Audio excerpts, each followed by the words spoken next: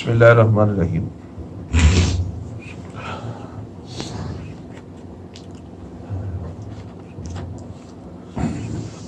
حضرت عبداللہ بن عمر رضی اللہ تعالیٰ عنہ سے روایت، نبی پاک صلی اللہ علیہ وسلم نے ارشاد فرمایا، اسلام کی بنیاد 5 چیزوں پر رکھی گئی ہے۔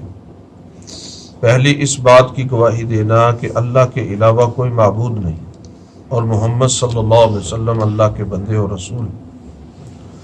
دوسرا، نماز قائم کرنا، اور تیسرا، زکوٰۃ ادا کرنا۔ چوتھا رکن بیت اللہ کا حج کرنا ہے، اور 5واں رمضان المبارک کے روزے رکھنا ہے۔ یہ روایت اس سے پہلے بھی جب نماز کی فرضیت کا ذکر ہوا تھا اس موقع پر بھی یہ روایت ذکر کی گئی تھی، کیونکہ اس میں ارکان اسلام کی تفصیل موجود ہے کہ وہ 5 چیزیں ہیں، اور اس میں چونکہ زکوٰۃ کا ذکر ہو رہا ہے اس لیے دوبارہ اس روایت کو ذکر کیا گیا ہے۔ اگلی آنے والی روایت میں ایک واقعہ ذکر ہوا ہے کہ نجد کا ایک آدمی ہے جو حضرت طلحہ بن عبید اللہ رضی اللہ تعالیٰ عنہ سے مروی کہ آپ صلی اللہ علیہ وسلم کے پاس اہل نجد میں سے ایک آدمی آیا جس کے سر کے بال پراگندہ تھے۔ در حقیقت اس کی پسماندگی کی طرف اشارہ ہے کہ معاشی طور پر کمزور تھا یا سفر کی وجہ سے کمزور ہو گیا تھا۔ ہم اس کی آواز کی گنگناہٹ تو سنتے تھے مگر ہم نہیں سمجھتے تھے کہ وہ کیا کہہ رہا ہے۔ وہ حضور صلی اللہ علیہ وسلم سے باتیں تو کر رہا ہے لیکن ہمیں اتنی سمجھ سنائی نہیں دے رہی تھی کہ وہ کیا باتیں کر رہا ہے۔ ایسے لگ رہا تھا کہ وہ گنگنا رہا ہے، یہاں تک کہ وہ آپ صلی اللہ علیہ وسلم کے قریب ہوا، بس وہ آپ سے اسلام کے بارے میں دریافت کر رہا تھا۔ آپ علیہ الصلوۃ والسلام نے ارشاد فرمایا، دن اور رات میں 5 نمازیں فرض ہیں۔ اس نے پوچھا، کیا اس کے علاوہ بھی کوئی مجھ پر نماز فرض ہے؟ حضور صلی اللہ علیہ وسلم نے فرمایا کہ نہیں، مگر جتنی تم شوق سے چاہو پڑھ لو۔ پھر آپ صلی اللہ علیہ وسلم نے فرمایا کہ رمضان کے روزوں کا رکھنا بھی فرض ہے۔ اس نے دریافت کیا کہ اس کے علاوہ بھی مجھ پر کچھ روزے فرض ہیں؟ آپ نے ارشاد فرمایا کہ جتنے تم خوشی کے ساتھ اور شوق سے رکھ سکتے ہو رکھ لیا کرو۔ راوی نے کہا کہ اس کے لیے آپ صلی اللہ علیہ وسلم نے زکوٰۃ کا بھی ذکر فرمایا، تو اس آنے والے آدمی نے کہا کہ کیا اس کے علاوہ بھی مجھ پر کوئی چیز فرض ہے زکوٰۃ کے علاوہ میں سے؟ تو آپ صلی اللہ علیہ وسلم نے ارشاد فرمایا کہ تم نفلی صدقات کر لیا کرو جتنا چاہو۔ بس اس کے بعد وہ آدمی چلا گیا۔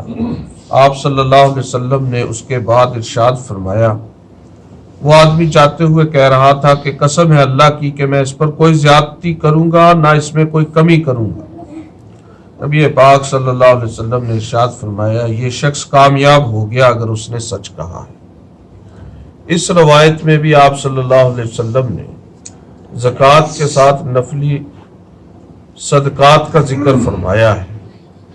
ایک تو اس روایت میں اس بات کا بھی علم ہوا کہ آدمی کو کسی بھی حال میں ہو تو اس کو جھجکنا نہیں چاہیے۔ اگر اس کو کسی بات کی سمجھ نہیں آ رہی تو اس کو پوچھ لینا چاہیے اہل علم سے،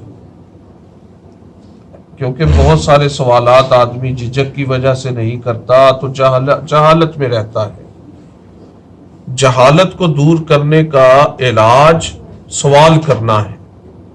آدمی پوچھ لے کہ بھئی مجھے اس بات کی مولوی صاحب سمجھ نہیں آ رہی، آپ مجھے سمجھا دیجئے کہ کیا کرنا چاہیے۔ اس سے علم میں اضافہ ہوتا ہے، عمل کرنا آسان ہو جاتا ہے۔ دوسری، اس روایت سے اس بات کا بھی علم ہوا کہ آدمی کو جتنا بتایا جا رہا ہے اس کے اوپر پورا یقین بھی ہو۔ یہ نہ ہو کہ وہ یہ کہے کہ بس اس مولوی صاحب سے یہ پوچھا ہے، دوسرے مولوی صاحب سے یہ پوچھوں گا، تیسرے مولوی صاحب سے یوں پوچھوں گا، اور پھر اتنا سارا ذخیرہ ہو جائے گا اور لوگوں کے سامنے شو ماروں گا کہ دیکھو میرے پاس اتنا علم ہے، عمل نام کی کوئی چیز نہ ہو۔ عمل کے ارادے سے پوچھے کہ میں عمل کروں گا۔ تاجر عمل کے لیے اپنی تجارت کے بارے میں سوال کرے، ذمہ دار اپنی ذمہ داری کے بارے میں سوال کرے، عمل کے لیے، صرف ذائقے لینے کے لیے نہ کرے، عمل کرنے کے لیے سوالات کرے، اور پھر ان کے اوپر یقین کرے کہ یہ سوال جو مجھے جواب ملا ہے اس کے اوپر انشاءاللہ العزیز کاربند رہوں گا۔ اور جب یہ بات ہو جاتی ہے تو میرے عزیزوں پھر بشارت بھی ملتی ہے کہ یقیناً اس آدمی کو جس طرح نبی پاک صلی اللہ علیہ وسلم نے بشارت دی ہے کہ کامیاب ہو گیا ہے۔ دین اسلام کے اندر حجتیں پیدا کرنا اور اس کے اوپر تنقیدی پہلو اختیار کرنا، یہ میرے عزیزوں آدمی کو گمراہ کر دیتا ہے۔ پھر آدمی عمل کے لیے کوڑا ہو جاتا ہے۔ ہاں، اس کے پاس حجت کرنے کے لیے، تنقید کرنے کے لیے مواد ہو جاتا ہے، لیکن عمل کے لیے کچھ نہیں ہوتا۔ اور بعض علماء کرام نے لکھا ہے کہ ہو سکتا ہے کہ اس آدمی کے چلے جانے کے بعد نبی پاک صلی اللہ علیہ وسلم نے ارشاد فرمایا کامیاب ہو گیا ہے، اس کے جنت کی بشارت دی گئی ہو آپ صلی اللہ علیہ وسلم۔ کسی بھی حال میں ہو، عمل کی نیت سے بندہ چلے، عمل تھوڑا کرے، مستقل کرے۔ یہ نہ ہو 4 دن تو بڑا حاجی صاحب بنا اور اس کے بعد پھر ہو سمجھ ہی نہیں لگ رہی تھی اور چھوڑ دیا سب کچھ۔